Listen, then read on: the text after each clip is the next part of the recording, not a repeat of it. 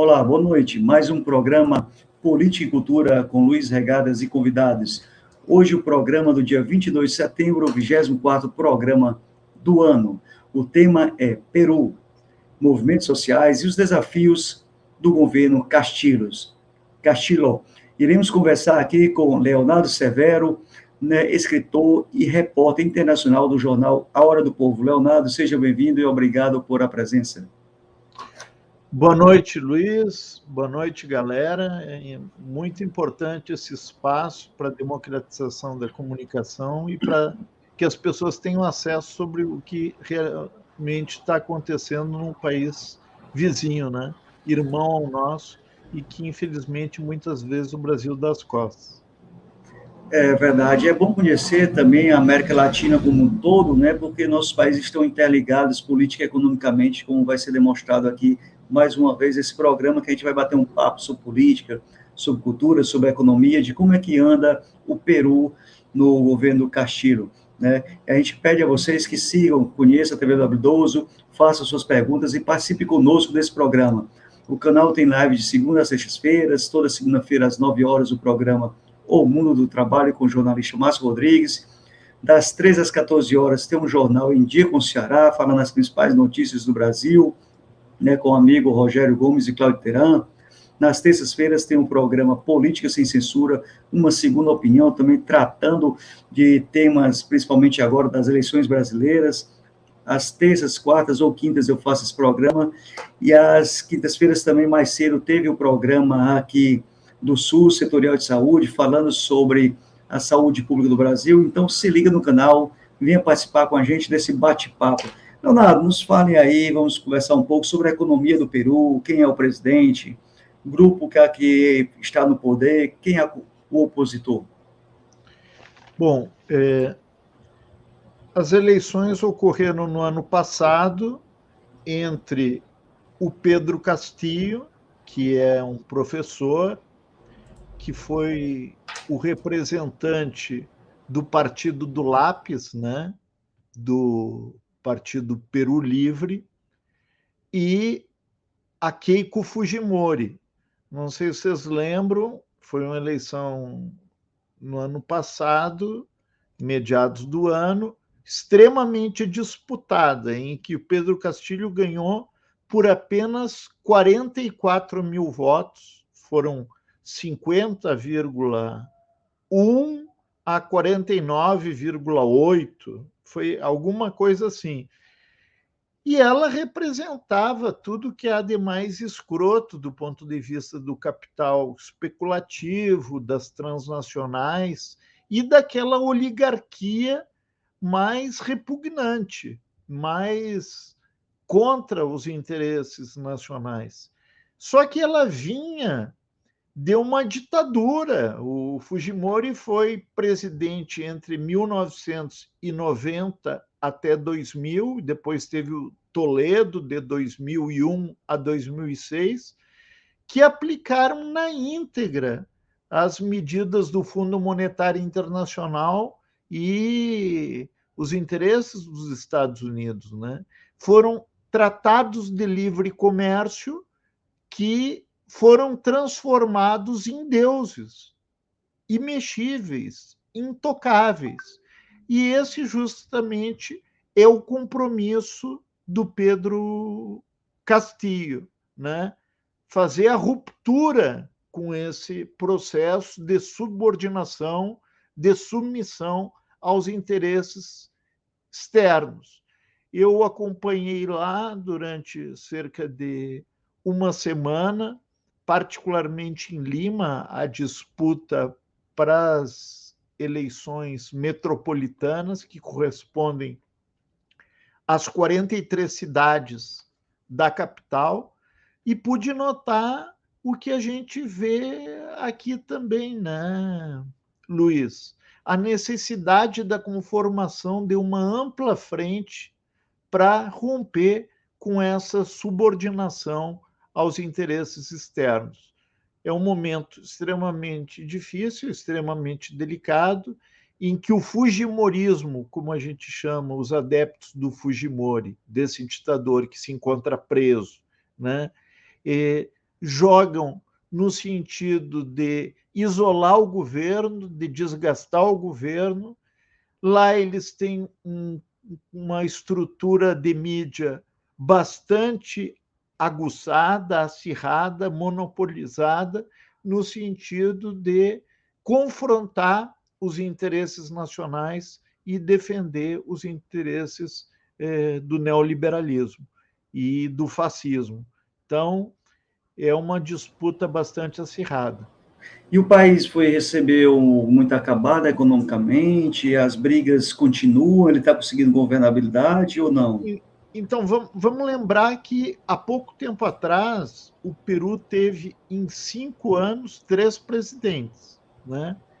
Isso, depois veio a pandemia, que com uma economia desindustrializada, com um governo completamente débil, vassalo aos interesses internacionais, como eu falei, subordinado a esses tratados de livre comércio, transformados em algo imexível, né?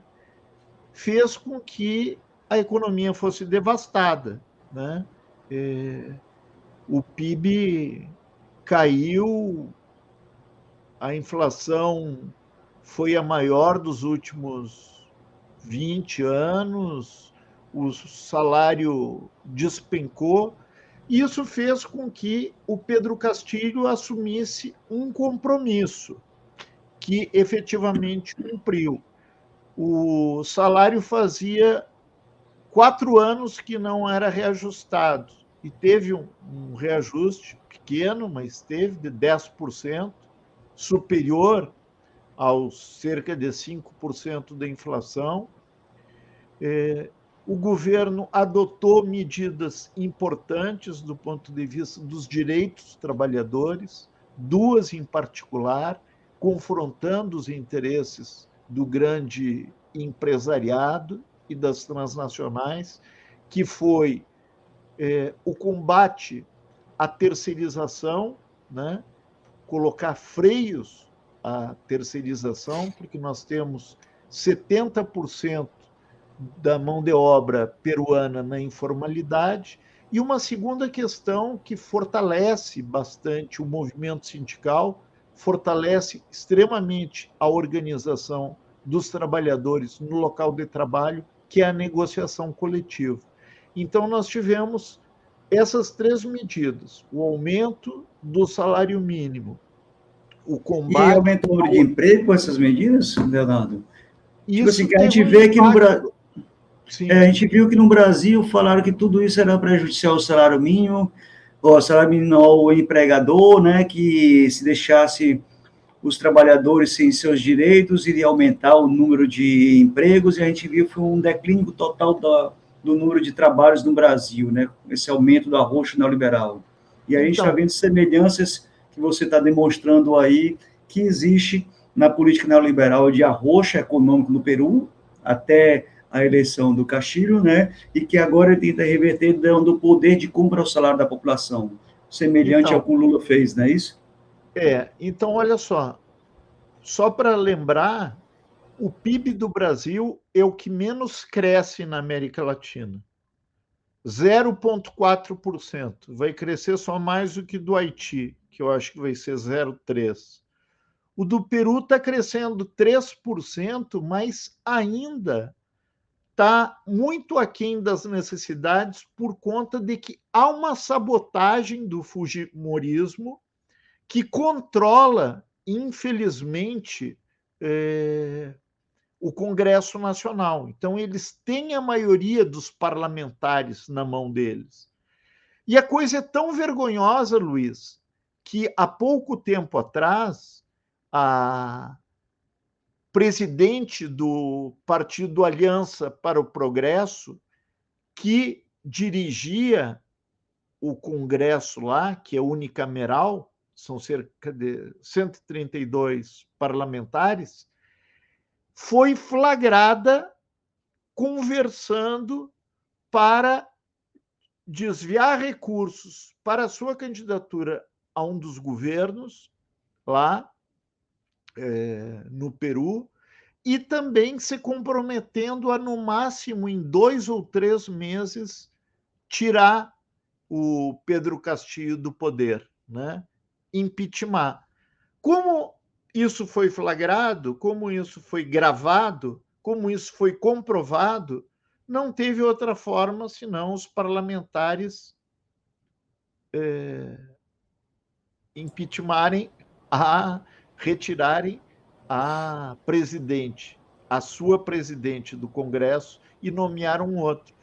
Agora, o problema é o seguinte: isso já vem numa onda, numa trajetória de profundo desgaste dos parlamentares.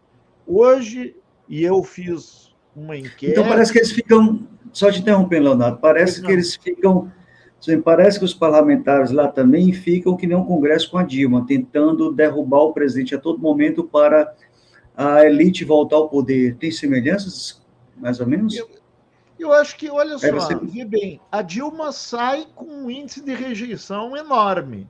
Né? Certo, mas aí teve uma propaganda toda midiática. Eu estou falando assim, eles tentaram derrubar, inventaram uma pedalada fiscal que nesse passo não existiu. Quem da administração, do que ela aceitou ou não nas políticas econômicas é outra coisa. Mas a questão é que o Congresso ficou arrumando um fator para tentar impeachmá-la. E pelo que eu percebi, o Peru também, eles ficaram tramando a saída dos presidentes para, tipo assim, voltar ao poder, pelo pouco que você falou aí. Mas vê bem, Luiz, o que eu acho? Sempre vai haver, do ponto de vista da disputa política e econômica, os interesses a favor e contra, e setores que apostam no vale tudo. Nesse sentido, se tu não tiver clareza sobre a necessidade da amplitude de forças que tu tem que acumular para, junto à população, junto aos movimentos sociais, não drenar recursos do orçamento para os bancos, como fez a Dilma com a questão do superávit primário, não jogar tropa contra manifestantes, como fez a Dilma contra o leilão do pré-sal, né? Onde vários companheiros saíram sangrando, né? Da Federação Única dos Petroleiros, das centrais sindicais. Então, eu acho que não... Mas o Temer também fez isso, o Fernando Henrique também fez isso, a questão, o Alckmin fez e conseguiu governar. O paralelo que eu estava fazendo é somente esse, tipo assim, as elites se juntam e a luta é de classes. E sempre a questão maior do poder do neoliberal, tentando ditar a agenda econômica, seja para o Peru, seja para a Venezuela, tentando entrar nos outros países, na Argentina, né, e tentam esmagar o domínio do governante quando ele é opositor à grande elite, por exemplo. Vê bem, eu acho que essa é uma situação mais complexa agora, porque do ponto de vista, vamos supor, da candidatura do Lula, e eu voto no Lula, nós estamos partindo da concepção de uma frente popular, que era uma elaboração de um comunista búlgaro chamado George Dimitrov, em meados dos anos 30. Ela evolui para uma frente política, né, mais ampla ainda, em que, no caso do Brasil, é uma luta contra o fascismo. Então, vê bem, nós estamos somando o Alckmin, e isso é uma vitória da candidatura do Lula, que é um neoliberal, né? Somando vários setores neoliberais, até mesmo figuras como Henrique Meirelles, por exemplo, que adere à campanha e diz: olha, eu estou me somando, mas lá para frente eu quero ver corte em gasto público, eu penso em drenagem de recursos para o sistema financeiro, eu penso em fechar estatais. O que vai ser depois, sinceramente, eu acho que fica para o depois. Porque isso não está acontecendo no Peru também, não? Não tem esse toma lá da cá? E está acontecendo. Justamente porque há uma compreensão de que há necessidade, vê bem, de que seja... Só que eu acredito que eles estão num patamar superior, no caso, da confrontação. Porque a luta lá, já que o Congresso tem cerca de 70% de pessoas descrentes que querem, inclusive, o seu fechamento, no caso específico do Peru, e a convocação de uma Assembleia Nacional Constituinte para colocar a democracia do país num novo patamar, é uma situação que fica bastante complexa, porque, diferente do Brasil, e tu me pediu para fazer um paralelo, sim, aqui sim.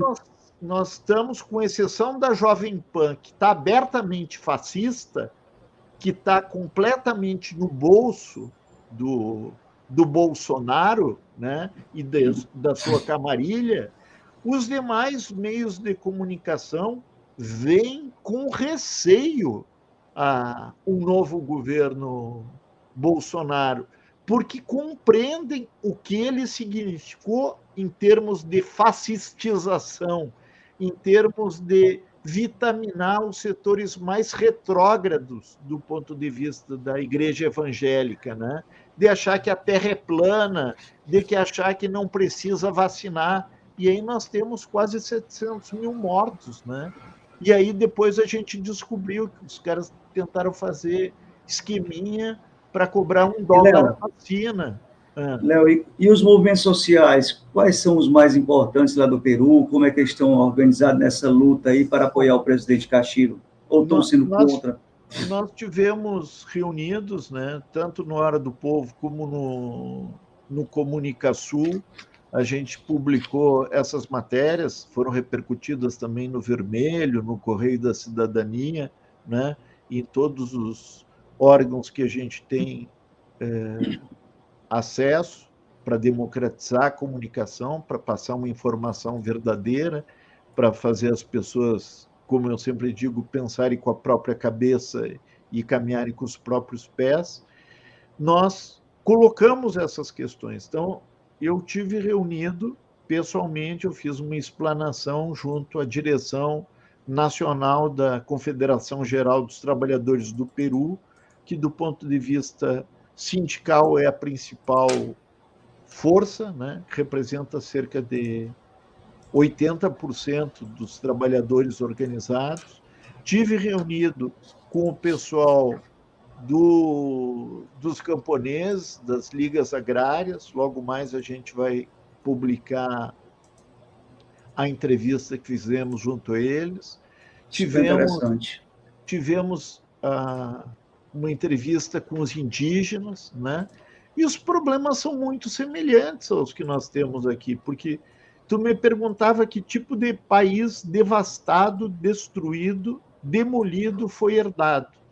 Exato. E esse, um país onde avançam as madeireiras, avança a contaminação petrolífera, avança a destruição das florestas. Como? Destruição das florestas, da parte verde, da questão ambiental. E aí a questão é o seguinte: há uma pauta dos movimentos sociais que diz o seguinte: olha, nós precisamos mudar o rumo da economia, né? Porque, claro, é importante tu aumentar o salário mínimo para valorizar o mercado interno, só que se tu tem 70% dos trabalhadores na informalidade, tu vai aumentar para 30%. Os outros 70% vão ficar a descoberto. Então, a necessidade de uma lei para combater o abuso das terceirizações, e foi adotada. Foi adotada essa lei, como eu te falei, da negociação coletiva. Só que o Congresso está sabotando a aplicação da lei. O Congresso está dizendo que a lei não pode ser cumprida. E mais, nós ficamos sabendo que o Congresso está pensando, articulando a derrubada do presidente Castilho. Daí a necessidade... E a desculpa, a corrupção dele? Desculpa para derrubá-lo é que ele é corrupto? Olha, o que eu não tenho Que estão como alegando. fazer um julgamento, né? Não, a desculpa Porque, que eles claro, alegam sempre é corrupção, sempre é coisa do tipo, né? Para ficam descaracterizar a imagem alegando, da pessoa. ficam alegando essa questão. Agora, objetivamente, o quanto existe ou não, isso eu não tenho como Mensurar. afirmar, né? Agora, o que eu posso é colocar numa balança, por exemplo, aqui no Brasil, que se alguém comprar 51 imóveis com dinheiro vivo, Só isso é obra de laranja, né? Essa casa da ex-mulher do Bolsonaro que vive com o 04, né? O cara, a mulher ganha 8 mil reais, ou ganhava, e comprou uma casa de 3, alguma coisa milhões. Quer dizer, é algo completamente impossível, nem se ela fosse mágica ela conseguiria, né? Então, pode concluir. desculpa. Não, pode concluir. Eu ia fazer outra pergunta. Então, é essa situação.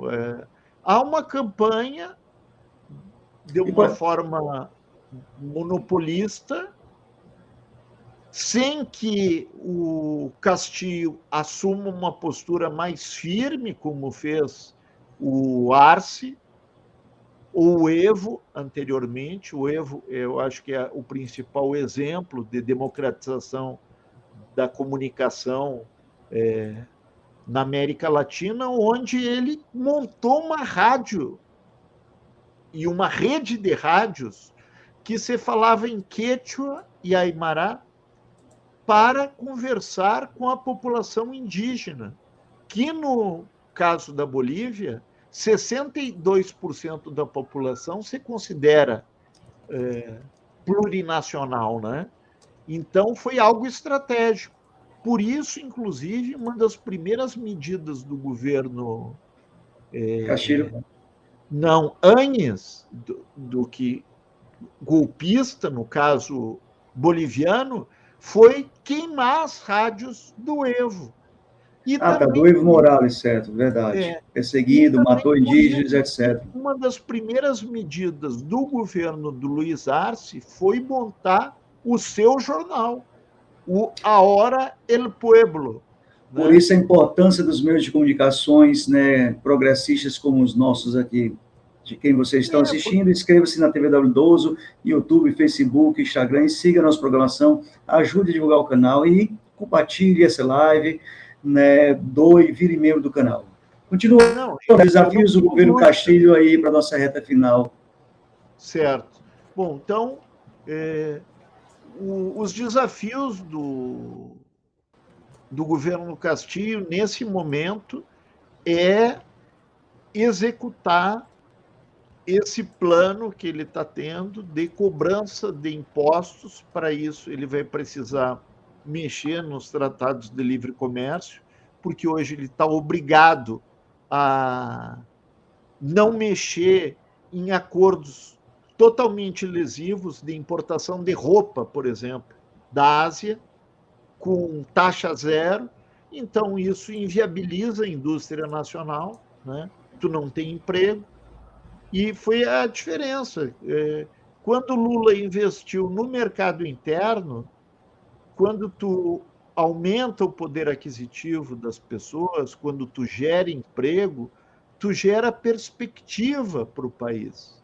Tu fomenta a economia, tu aquece o desenvolvimento, tu aponta um rumo a seguir, tu estimula o empresário, tu estimula o trabalhador, né? A taxa de investimento, inclusive, do governo Lula foi uma coisa surpreendente. Eu estava conversando um dia desse num outro programa. Eu comprei a minha casa por quê? Porque nós, com 10% do valor do imóvel, nós tínhamos acesso à Minha Casa e Minha Vida. Né? Isso foi modificado acho que já foi modificado no governo Dilma para 30%, alguma coisa. Aí é o seguinte, já te passa a tesoura, né? Então, tu tem que voltar a ser o 10% do valor do imóvel, diminuir a taxa de juros, né? Alongar o prazo de pagamento, porque aí é pedreiro trabalhando, é servente de obra, é mestre de obra, é engenheiro, e aí só no déficit de construção, e aí tu pode fazer um programa com o pessoal do Movimento Sem Teto, já dá para ter uma dimensão das necessidades que a gente tem aqui no Brasil. Mas esse é um dos pepinos que o governo Castillo tem, né? A geração do emprego a partir do desenvolvimento que eles não têm, porque eles importam produtos industrializados. Eles exportam o quê? Ouro, prata, cobre, zinco, bronze, e aí importa o quê? Computador, fio de cobre, ou seja, tu vira um país neocolonial, onde tu exporta produtos, baixa Matéria-prima e compra coisas que ficam insuportáveis para o manufaturadas. país. Né? O importante, gente, é que a gente vai chegando aqui ao momento final dessa live, né? Peru, movimentos sociais e os desafios do governo Castillo. Fizemos um paralelo com as situações da América Latina e do Brasil. Né, Léo? Para a última pergunta, há aqui uma manchete, uma matéria na Golpista Veja, né, que fala que a surpreendente projeção de fundo para a Bolsa em caso de vitória do Lula, ou seja, o mercado internacional, na matéria, se diz saturado pelo Bolsonaro, e está querendo um novo governo, né, o governo Lula. Então, há uma projeção de que se o Lula for eleito presidente do Brasil, os investimentos no Brasil irão aumentar na casa de 50% da Bolsa, né, de valores de Nova York. Isso aconteceu lá atrás, o Brasil era um dos países que mais recebia investimentos, chegou até ultrapassar a Inglaterra, quando toda a armação do golpe começou, a Inglaterra também tentou boicotar naquela época. O investimento externo no Peru está aumentando com o novo governo, ou os governos externos são ressentidos, com medo que ele seja muito pró-povo, e a gente sabe que normalmente a elite não gosta muito de investir, tem um certo temor de levar um calote. Como é que está esse aumento de investimento? Porque o aumento de investimento interno do seu país, com mais dinheiro, eu posso, se a política do governante também for séria, eu posso tentar investir mais na indústria, né? Como o Lula que investiu na indústria ferroviária, investiu na indústria naval, investiu na construção de estradas, ou seja, eu posso fomentar emprego, posso aumentar o salário, e aí gera toda uma economia local que vai dar dinheiro na bodega, como o Lula disse bem. Então, está havendo esse maior investimento no Peru para que ele possa ter dinheiro e diminuir as taxas de juros de empréstimo e coisa do tipo? Bom, primeiro eu quero afirmar e reafirmar que não é um investimento direto estrangeiro o motor do desenvolvimento, né? Não é, não foi e nunca será, como já nos ensinou o camarada Getúlio Vargas, que investiu na industrialização do país. É a partir da industrialização, do desenvolvimento em ciência e tecnologia, que nós teremos soberania, altivez e condições de caminhar com independência. Foi o que eu falei, mas para isso você precisa ter credibilidade, não digamos a Cuba. A Cuba, você, como o mercado é o bloqueio, não tem dinheiro para investir, ele precisa pegar dinheiro fora. Os juros desse dinheiro é bem mais elevado. Porque, mas é que, né, o caso de então Cuba você tem... é totalmente diferente, porque aí você tem o dinheiro... Você tendo o dinheiro, como eu disse, o governo for um governo sério, ele vai investir nas indústrias, como eu falei, naval, ferroviária, e vai gerar o desenvolvimento interno do país, que é isso que gera emprego. Isso não vai ser com investimento externo. Mas ajuda, entendeu? Né? Você tem folga do seu orçamento para colocar em outras áreas. Se você tiver um orçamento mais afetado, controlado, você fica restrito, né? Não pode, não é, e nunca será o central. Não, certo? central não, concordo plenamente, né? Porque, Mas ajuda aí o preço do dólar, ajuda a cair o preço dos juros no banco, né? Se tem mais mas dinheiro eu entrando, até acho que o dólar tem que cair mesmo, tem que entendeu? cair, mas eu acho que O ele só vai dólar, cair se agora, entrar mais dinheiro, não? com o conflito, por exemplo, na Ucrânia, onde a Rússia está demonstrando que a OTAN e os Estados Unidos estão cheios de mercenários lá, com essa recente troca de prisioneiros, o Putin demonstrou que o bando de mercenários, né, da Inglaterra, dos Estados Unidos, até do Marrocos tinha lá, né? Então é um monte de gente falando inglês e batendo continência para a bandeira norte-americana, os satélites americanos, toda a estrutura da OTAN contra a soberania russa. Então é o seguinte, o Brasil tem riqueza, capacidade, ciência e tecnologia para caminhar independentemente. Certo, mas o Vede, Peru nós temos junto, olha só, nós temos o Brasil, nós temos Rússia, Índia, China, o BRICS. é Nós a tal os temos, BRICS. nós temos o Mercosul, Argentina, Brasil, Uruguai, Paraguai, agora Bolívia e a Venezuela, que tem que Bolívia entrar querendo novamente, entrar e a Venezuela que foi sendo expulsa. escanteada temporariamente, né? Mas que pode entrar. Nós temos a Comunidade Andina de Nações, que é presidida pelo Pedro Castilho agora, que reúne o Equador, a Bolívia, a Colômbia, além do Peru. Então, é o seguinte, nós temos condição de integrar, certo? Nós não temos por que depender das Concordo. multinacionais da vacina. Não temos por quê, se Cuba já produziu 3 vacinas, que é um país pequeno. Então, o que nós precisamos fazer é trocar. Isso 3 vacinas da Covid, fora do câncer de pulmão e outras mais doenças, né? Não, claro, mas tu vê, Já olha sai. só, nós temos. Vê como que é vergonhoso o negócio. Nos Estados Unidos, apenas 2 em 3 americanos, norte-americanos, estadunidenses, receberam uma dose da vacina. Vê a vergonha que é. Enquanto isso, as multinacionais do medicamento estão lucrando os tubos. Bom, a gente nem sabe na África o resultado disso.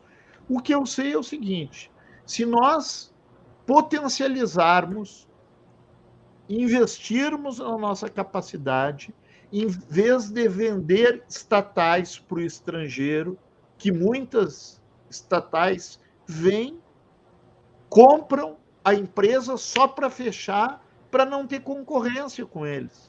Entendeu? Embraer, né? Embraer, Então, caso dos nossos aviões.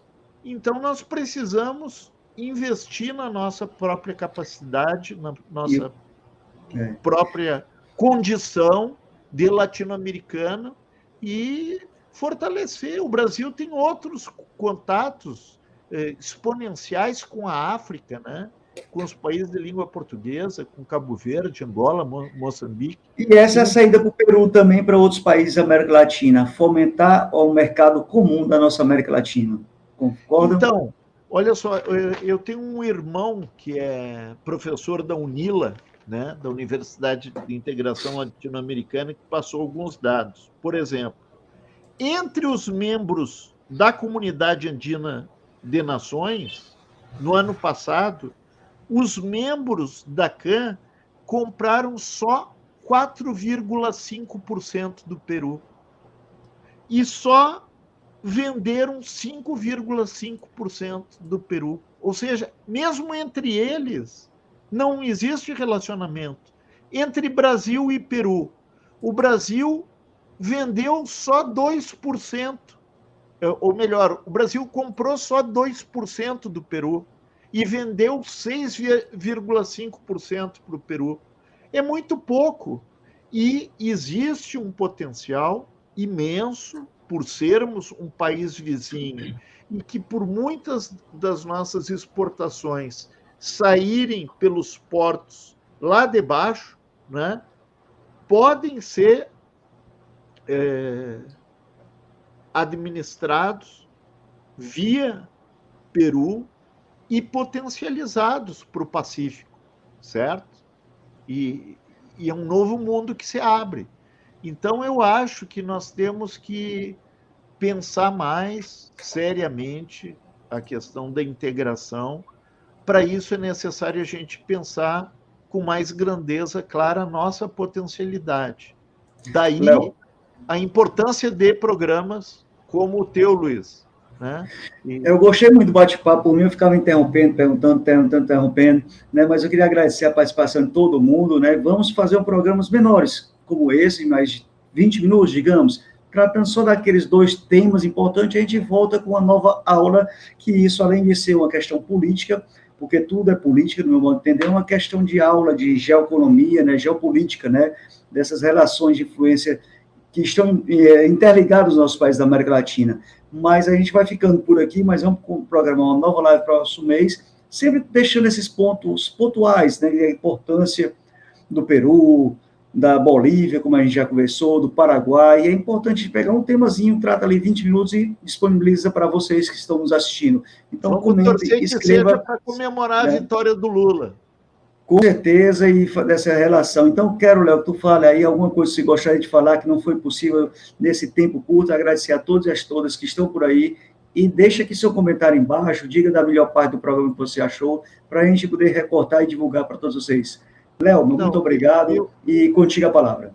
Eu gostaria de agradecer mais uma vez esse espaço que tu nos concedeu, Luiz.